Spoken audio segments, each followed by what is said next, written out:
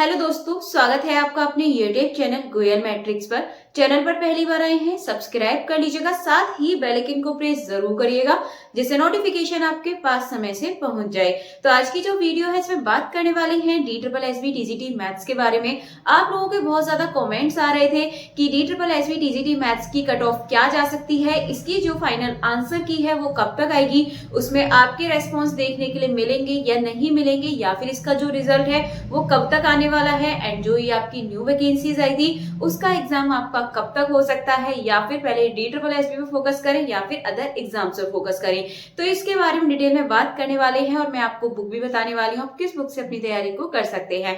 तो फिर यहाँ पर सबसे पहले तो बात करने वाले हैं कि आपकी जो कट ऑफ है, यानी कि आपने अपने मार्क्स चेक किए होंगे, ठीक से तो नहीं हुए होंगे क्योंकि इसमें आपको रेस्पॉन्स आपके देखने के लिए नहीं मिलते, सिर्फ और सिर्फ आपको डी ट्रिपल एस बी द्वारा जो आंसर दिए गए होते हैं सिर्फ वो देखने के लिए मिलते हैं। तो इस वजह से प्रॉब्लम तो आती है, कुछ कुछ आपको याद रह जाते हैं और उस बेस पर आप यहाँ पर अपने मार्क्स देख लेते हैं, लेकिन सही आपको तभी पता चलेगा जब रिजल्ट आएगा और उसमें देखने के लिए आपको मिलेंगे।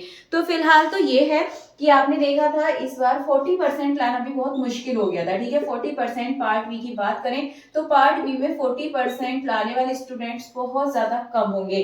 पार्ट ए का लगाएं या फिर पार्ट 1 का कहें तो इसमें तो लगभग आपके जो नंबर हैं 50 से लेकर 70 के बीच हर किसी के जो नंबर हैं लगभग इतने ही बन रहे होंगे, ठीक है। इससे कम तो वैसे भी नहीं जाने वाले हैं, 50 to 70 के बीच आपके नंबर बन रहे होंगे। अब इसमें से जो पार्ट 1 में जिसके मार्क्स 60 से 70 के बीच में है वो तो अपने आप एकदम सेफ माने यदि वो पार्ट बी में पास है तो, ठीक है। अगर वो पार्ट बी को क्वालिफाई कर जाते हैं तो अपने जो मार्क्स हैं अगर 60 से 70 के बीच में आपके पार्ट 1 में है तो ये बहुत अच्छा स्कोर है। अगर यहाँ पर आप एवरेज लगाकर देखेंगे पार्ट ए पार्ट बी का तो आपको ये भी पता है टोटल यहाँ पर 25,000 स्टूडेंट्स ने यहाँ पर एग्जाम्स दिया था, ठीक है। टोटल इतने ही थे, वैसे तो लगभग 66,000 यहाँ पर आपके स्टूडेंट्स आने थे एग्जाम देने, लेकिन सिर्फ इतना ही यहाँ पर एग्जाम्स दिए हैं। अब इतने स्टूडेंट्स में भी काफी सारे ऐसे स्टूडेंट्स हैं जिनके 40% ही नहीं हुए हैं तो वो यहाँ पर निकल चुके हैं।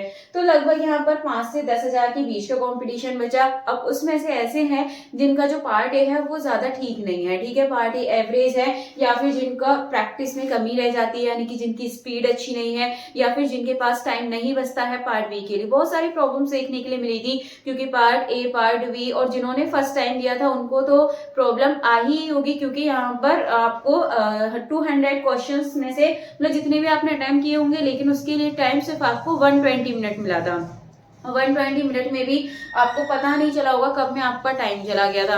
तो एवरेज मानकर चले यदि कट ऑफ को लेकर, यदि आपका स्कोर 100 से ऊपर है, ठीक है, तो आपका 100 से लेके 100 प्लस है यदि आपका score part A part B का मिलाकर तो आपके पूरे चांसेस हैं, ठीक है। लेकिन 105 से ऊपर है तो आप एकदम सेफ जोन में है, ठीक है। तो 100 प्लस वाले को भी नहीं कह सकते, लेकिन जिनका स्कोर 105 प्लस है उनका स्कोर काफी सही है और मेल और फीमेल दोनों के लिए ही ज्यादा डिफरेंस नहीं मिलेगा। मेल और फीमेल में आपको वैकेंसी किसके अकॉर्डिंग, यानी कि जैसे मेल में ज्यादा है फीमेल में कम है तो इसके अकॉर्डिंग आपको 1-2 नंबर यहाँ पर ऊपर देखने के कट ऑफ मिल सकती है फीमेल की।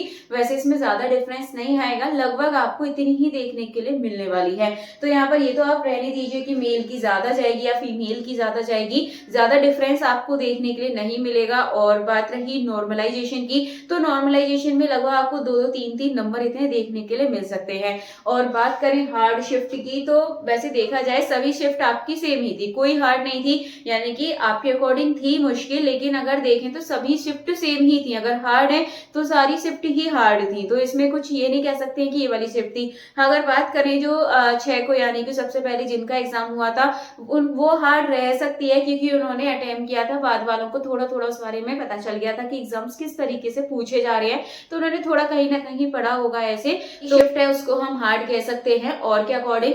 लेकिन अगर हम अदर शिफ्ट को देखें तो सभी सेम थी, अगर मुश्किल है तो सारी ही मुश्किल थी। तो यहाँ पर ये फैक्ट आप जान लीजिएगा। तो इसके अकॉर्डिंग यदि आपके 100 प्लस है और ये आपके यूआर के लिए है और बाकी आपको पता है ओबीसी एससी एसटी से थोड़ी सी ही कम जाने वाली है। तो फिलहाल ये यूआर के लिए, यूआर में लगभग आपको 100 प्लस आपका सेफ हो सकता है। आपका अच्छा स्कोर है तो अपने जो डॉक्यूमेंट है उन्हें आप रेडी कर लीजिएगा आगे के लिए। बाकी आंसर की आपको देखने के लिए मिल जाएगी और आंसर की के बाद लगभग 2 महीने बाद, 1.5-2 महीने बाद आपको रिजल्ट देखने के लिए मिलेगा। अगर मान लीजिए आपकी जो आंसर की अभी देखने के लिए मिल जाए, दिसंबर के लास्ट में देखने के लिए मिल जाए, तो इसका जो रिजल्ट है वो आपको फरवरी या मार्च तक देखने के लिए मिलेगा। ठीक है, तो इसकी जो प्रोसेस है वो आपकी फरवरी मार्च तक जाने वाली है। उससे पहले तो आपको, फरवरी से पहले तो आपको रिजल्ट देखने के लिए नहीं मिलेगा, इसमें टाइम है। बाकी अब बात करते हैं जो आपने फॉर्म फिल किया था आगे वाली वैकेंसीज के लिए। ठीक है, जो नई वाली वैकेंसीज आई थी उसमें आपने फॉर्म फिल कर रखा है। तो आपका क्वेश्चन था कि एग्जाम कब होगा, आपको इसके लिए टाइम मिल जाएगा या नहीं मिल जाएगा, क्योंकि अभी आई हुई है EMRS का भी एग्जाम आपने दिया होगा, उसका Tier 2 भी होना है, KBS के भी फॉर्म आपने फिल किए थे, उसका एग्जाम भी आपका हो जाएगा। देन उसके एग्जाम के बाद फिर Tier 2 है। तो आप यहाँ पर इतने बिजी हो जाएंगे कि आपको DSSB के लिए टाइम नहीं मिलेगा। तो इसीलिए यहाँ पर आपको अभी से तैयारी करनी ही पड़ेगी अगर आपको सिलेक्शन लेना। अगर आप पहले भी पढ़ चुके हैं तब भी कम से कम 3 मंथ की तैयारी आपको चाहिए। अगर पहले भी आप इसके लिए तैयारी कर चुके हैं फिर भी मिनिमम 3 मंथ तो आपको फिर भी लगना पड़ेगा एग्जाम के लिए। लेकिन जिन्होंने अभी तक तैयारी ही नहीं करी है उनका तो 6 मंथ मिनिमम मानकर ही चलिए, उनको इतना टाइम चाहिए ही अगर उनको सिलेक्शन लेना है। तो इसका अच्छा तरीका ये है, आप अगर एग्जाम के साथ साथ ज्यादा टाइम नहीं है तो 1-1, 2-2 घंटे भी आप इसके लिए निकाल सकते हैं। 1 घंटा ही आप डेली इसके लिए निकालिए, एक टॉपिक को पढ़ने की कोशिश करिए, क्योंकि पूरा ग्रेजुएशन लेवल आपको देखने के लिए मिलता है। ग्रेजुएशन लेवल के साथ साथ जो क्वेश्चंस है वो यहाँ पर लेंथी भी पूछे जाते हैं, कैलकुलेटिव आपके क्वेश्चंस होते हैं। अगर आप अभी से स्टार्ट नहीं करेंगे तो आगे जाकर बहुत ज्यादा प्रॉब्लम होने वाली है और फिर इतनी दिक्कत हो जाती है कि आपको वहां पर 40% लाना भी मुश्किल पड़ जाता है। इसीलिए आपको यदि सिलेक्शन लेना है, 40% से ऊपर भी जाना है आपको पार्ट बी में, तो इसके लिए आपको अभी से पढ़ना पड़ेगा। पार्ट ए तो ऐसा है लगभग आप 2 महीने भी, अगर 1 महीने भी लास्ट का ढंग से पढ़ेंगे, मॉक टेस्ट वगैरह लगाएंगे तो उसमें आपकी स्पीड भी अच्छी हो जाएगी। बाकी पैटर्न का पता चल जाता है दूसरे एग्जाम से कि किस तरीके का पैटर्न पूछा जा रहा है। तो पार्ट ए तो आप अगर 1 महीना लगकर आप करेंगे पार्ट ए के लिए तो वो आराम से हो जाएगा। लेकिन पार्ट बी यहाँ पर दिक्कत करता है तो उसके लिए आपको अभी से लगना पड़ेगा। मिनिमम 3 मंथ्स मान लीजिए। जिन्होंने पहले भी एग्जाम दिया है, पहले भी तैयारी करी और जिन्होंने अभी तक स्टार्ट ही नहीं किया उनके लिए तो 6 महीने भी बहुत कम पड़ने वाले हैं। तो अभी से आप तैयारी को स्टार्ट कर दीजिएगा और रिजल्ट आपका आ जाएगा, उसकी टेंशन ना लीजिए। लगभग आपको फरवरी या मार्च तक रिजल्ट आपका देखने के लिए मिल जाएगा। लेकिन अभी आएगी आपकी फाइनल आंसर की, जो कि आपको जल्द ही देखने के लिए मिलने वाली है, तो उसका भी आप वेट कीजिएगा। और तैयारी करते टाइम एक बात आपको इसमें याद रखनी है, DSSB में कभी भी आपको PYQs देखने के लिए नहीं मिलते हैं। लगभग आपको 2-4 देखने के लिए मिल जाए वो अलग बात है, लेकिन DSSB में कभी भी PYQs देखने के लिए नहीं मिलते हैं, आपसे अलग से ही क्वेश्चंस पूछे जाते हैं। तो इसका एक तरीका है, मैं आपको बताती हूँ। अब देखिए, ये जो आपका एग्जाम है ये DSSB द्वारा यानी कि दिल्ली का एग्जाम होता है।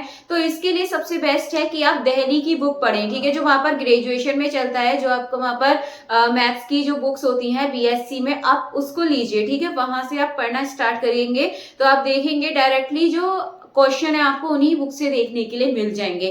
तो सबसे बेस्ट तरीका यही है, आप वहां की बुक पढ़िए और जो वहां पर MSc एंट्रेंस की बुक होती हैं वो भी आप पढ़ सकते हैं, जिसमें आपके जो सिलेबस है वो देखने के लिए मिल जाएगा।